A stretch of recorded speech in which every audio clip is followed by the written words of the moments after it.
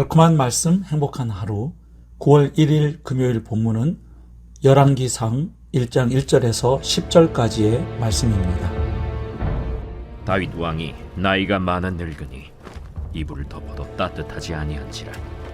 그의 시종들이 왕께 아뢰되, 우리 주 왕을 위하여 젊은 처녀 하나를 구하여 그로 왕을 받들어 모시게 하고 왕의 품에 누워 우리 주 왕으로 따뜻하시게 하리이다 하고 이스라엘 사방 영토 내에 아리따운 처녀를 구하던 중 수넴 여자 아비삭을 얻어 왕께 데려왔으니 이 처녀는 심히 아름다워 그가 왕을 받들어 시중 들었으나 왕이 잠자리는 같이 하지 아니하였더라.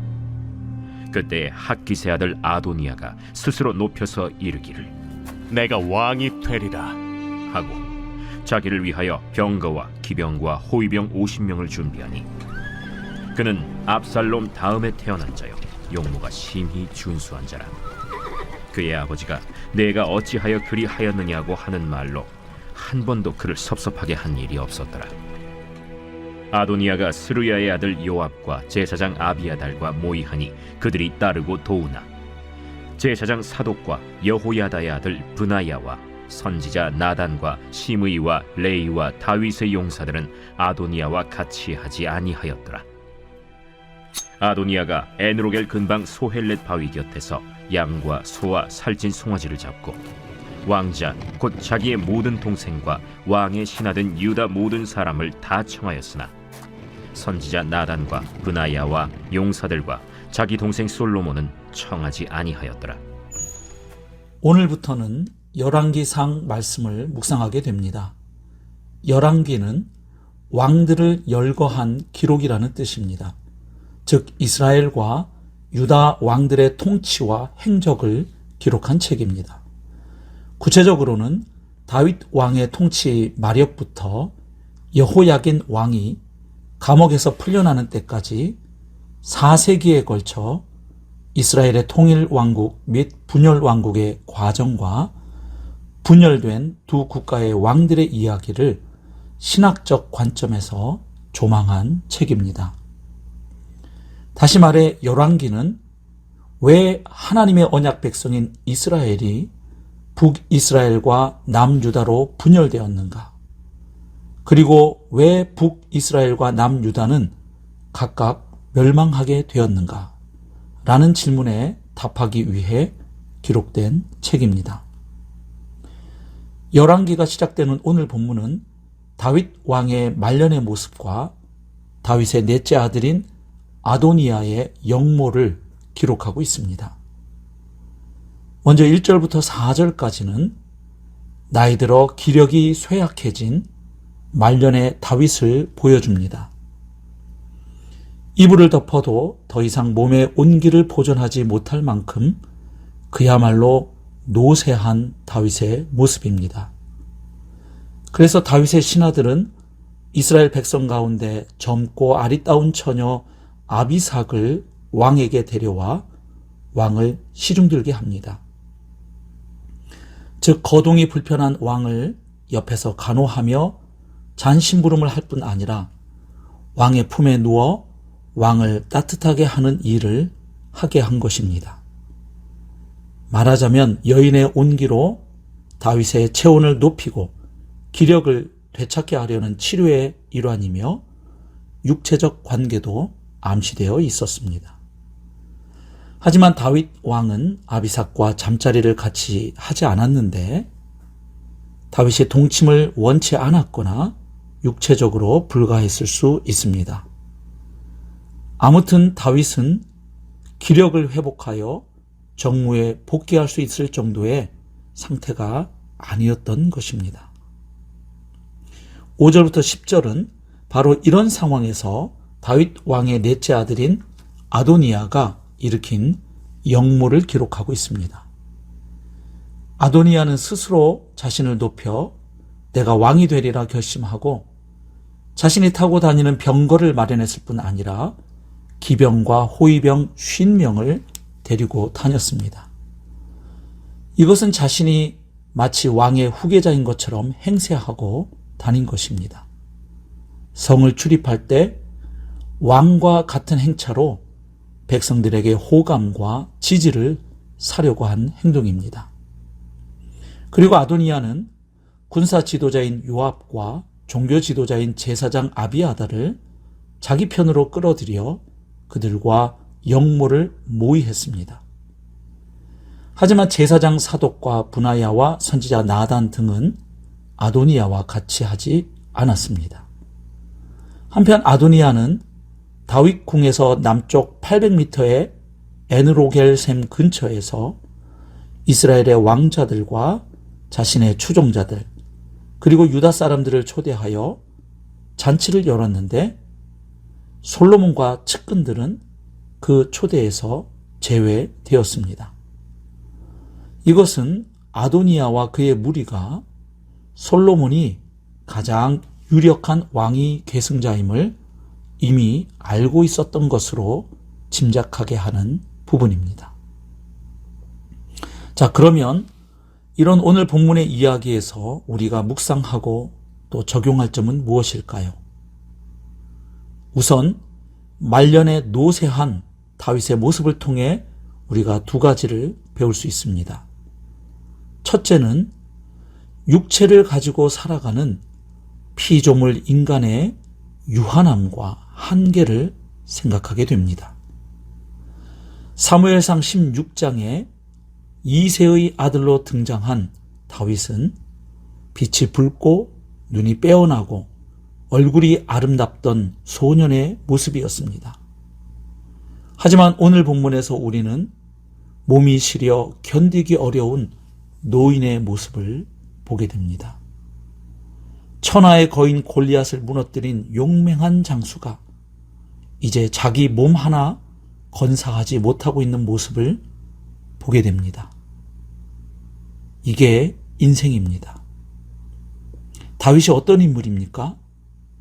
그는 양을 치던 목동 신분에서 군사령관과 사울왕의 사위를 거쳐 마침내 왕좌에 오르기까지 파란만장한 삶을 살아왔습니다. 30세에 이스라엘의 두 번째 왕이 되어 헤브론에서 7년 6개월 동안 유다를 다스렸고 그 후 33년 동안 온 이스라엘과 유다를 다스렸습니다. 그야말로 용맹한 왕이자 전사요, 찬양과 믿음의 신앙인이었습니다. 하지만 그런 다윗도 이제 늙어 노쇠해졌고 어느덧 생의 끝자락에 이르렀습니다. 인생의 유한함을 배우게 됩니다. 우리에게 은혜로 주어진 기회의 날들을 소중하게 여기고 우리 삶의 주인이신 하나님 앞에서 최선을 다해 사명을 감당하며 살아가야 하겠습니다. 두 번째로 주변국을 정복하고 온 나라를 통치하던 영광스러운 통치자였던 다윗이 말년에는 신하들의 걱정거리가 된 모습을 보면서 아름다운 마무리와 퇴장의 중요성을 배우게 됩니다. 사실 다윗은 위대한 왕이었지만 말년에 큰 약점을 노출했습니다. 특별히 왕위 승계와 자녀 훈육에 있어서 많은 약점을 노출했습니다. 말년에 다윗은 더 이상 정상적으로 왕의 구실을 잘 할 수 없는 상황임에도 왕위 계승에 대한 아무런 조치를 취하지 않고 있었던 것입니다. 그 결과 적절한 왕권 이양의 때를 놓침으로써 정치적 암투의 빌미를 주었던 것입니다. 그리고 아도니아가 후계자 행세를 하고 돌아다니는데도 잘못을 꾸짖거나 제지하지 않았습니다.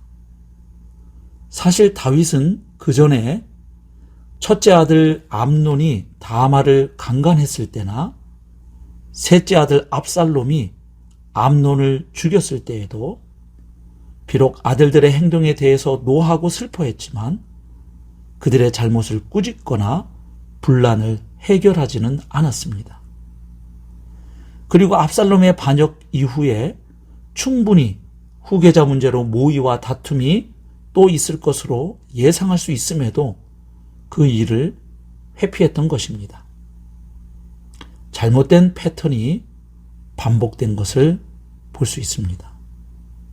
만약 다윗이 왕권 계승 작업을 적극적으로 했다면 아들이나 신하들 사이에 불필요한 세력 다툼이나 죽음과 같은 비극적인 일을 피할 수 있었을 것입니다. 물론 이 세상에 어떤 사람이 완벽할 수 있겠습니까? 다윗도 연약함을 가진 한 인간이니까요. 하지만 그럼에도 말년의 다윗을 보며 우리는 인생의 끝을 아름답게 마치고 퇴장하는 것이 중요함을 배우게 됩니다. 아름다운 사역만큼이나 아름다운 퇴장을 위해서도 준비하고 기도해야 하겠습니다. 오늘 본문에 나오는 아도니아의 모습을 통해서도 배울 것이 있습니다. 그는 인간적인 면에서 왕이 될 만한 조건을 가지고 있었습니다. 아도니아는 다윗의 넷째 아들이었는데 첫째 아들 암논과 셋째 아들 압살롬은 이미 죽은 상태였습니다.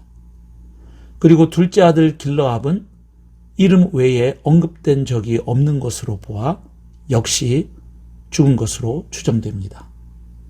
그렇다면 아도니아는 생존한 왕자 중 가장 연장자였습니다. 또한 그는 압살롬처럼 용모도 수려했습니다. 사실 이스라엘 백성들은 과거에도 사울, 다윗, 압살롬 등 지도자로 부상한 사람들의 용모나 체격, 용맹스러움 등에 매료된 바 있었습니다. 사무엘과 같은 선지자도 예외가 아닐 정도였으니까요. 하지만 하나님은 외모가 아니라 중심을 보시는 분입니다. 아도니아는 군사 지도자인 요압과 종교 지도자인 제사장 아비아다를 자기 편으로 미리 포섭할 만큼 정치적 수완도 있는 인물이었습니다. 하지만 그는 하나님 앞에서 겸손 훈련이 되어 있지 않았을 뿐만 아니라 이스라엘의 왕이라는 자리가 어떤 자리인지를 전혀 알지 못했습니다. 이스라엘의 왕은 다른 나라의 왕들과는 달리 이스라엘의 참 왕이신 하나님께서 세우고 임명하심으로 하나님을 대신하여 하나님의 백성을 다스리는 자리임을 몰랐습니다. 즉 이스라엘 왕의 자리는 쟁취할 대상이 아니라 선물로 받을 자리였습니다. 그 자리는 야망의 대상이 아니라 소명의 대상이었습니다. 진정한 한 분 왕, 곧 하나님의 낙점으로 되는 자리이지 스스로 높여서 차지할 수 있는 자리가 아니었습니다. 그럼에도 아도니아는 아버지가 노쇠하고 무기력해진 틈을 타서 이미 실패한 압살롬처럼 반역을 통해 그 자리를 차지하려 했던 것입니다. 하나님의 사람에게 재능보다 능력보다 중요한 것은 겸손과 충성과 거룩함임을 배우게 됩니다. 마지막으로 아도니아의 영모를 지지한 사람들과 반대한 사람들을 보면서 배울 것이 있습니다. 즉 인간적인 눈으로 상황을 판단하고 정세를 읽고 시류에 편승하는 것보다 하나님의 뜻과 마음을 헤아리며 판단하는 것이 결국 지혜로운 선택과 결정을 할 수 있는 길임을 발견하게 됩니다. 사랑하는 성도 여러분, 오늘 하루도 하나님 앞에서 최선을 다해 충성스럽게 살아내는 복된 하루가 될 수 있기를 축복합니다.